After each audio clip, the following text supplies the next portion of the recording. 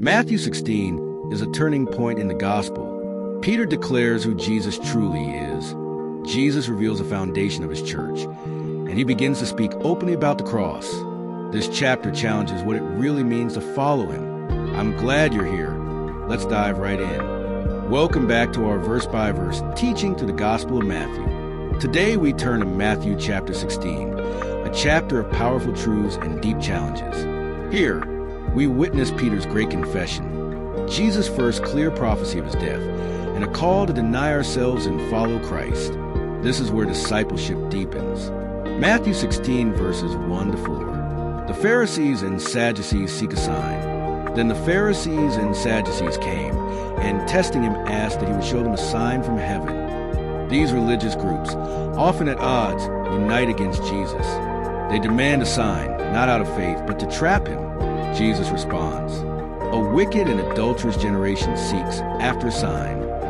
He will give only one sign, the sign of Jonah. As Jonah was 3 days in the fish, so Christ will be 3 days in the grave." Vadi Baucham reminds us, seeking signs without submission is rebellion. Matthew 16, verses 5 to 12, beware of false teaching. Take heed and beware of the leaven of the Pharisees and the Sadducees. Leaven represents corrupt doctrine.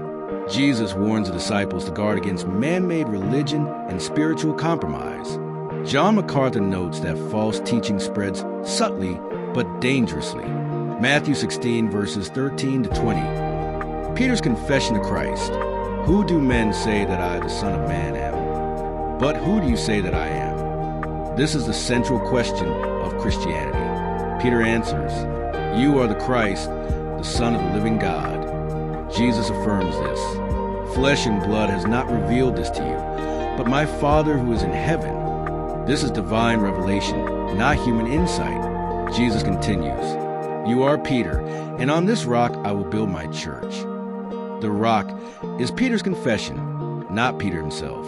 The church is built on the truth that Jesus is the Christ, and I will give you the keys of the kingdom. This points to authority to preach the gospel and declare forgiveness based on Christ's finished work. Matthew 16, verses 21 to 23. Jesus predicts his death and rebukes Peter. From that time, Jesus began to show that he must go to Jerusalem and be killed. For the first time, Jesus clearly speaks of the cross, but Peter rebukes him. "Far be it from you, Lord. This shall not happen to you." Jesus responds sharply, "Get behind me, Satan." Peter had just declared Christ. Now he opposes God's plan. John MacArthur explains, any attempt to bypass the cross is satanic in origin. Even good intentions can oppose the gospel. Matthew 16, verses 24 to 27. The call to discipleship. "If anyone desires to come after me, let him deny himself and take up his cross and follow me." This is not an optional level of Christianity. It's the definition of following Christ. Denying self, dying daily, and living for Jesus. Whoever desires to save his life will lose it. What profit is it to a man if he gains the whole world and loses his own soul?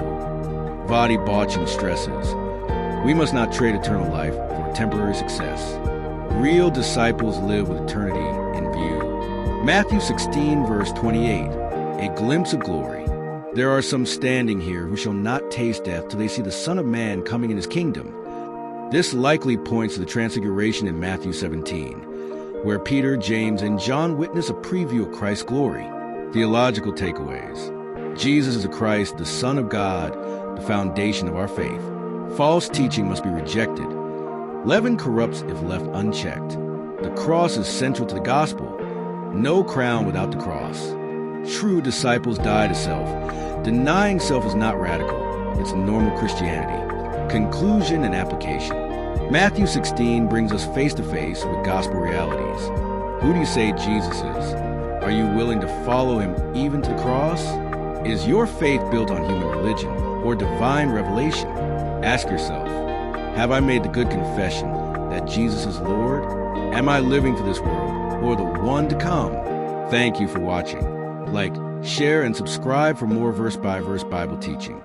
Family, thank you for reading Matthew 16 with me today. Take a moment to reflect on who Jesus is in your life. And if something stood out, share it in the comments.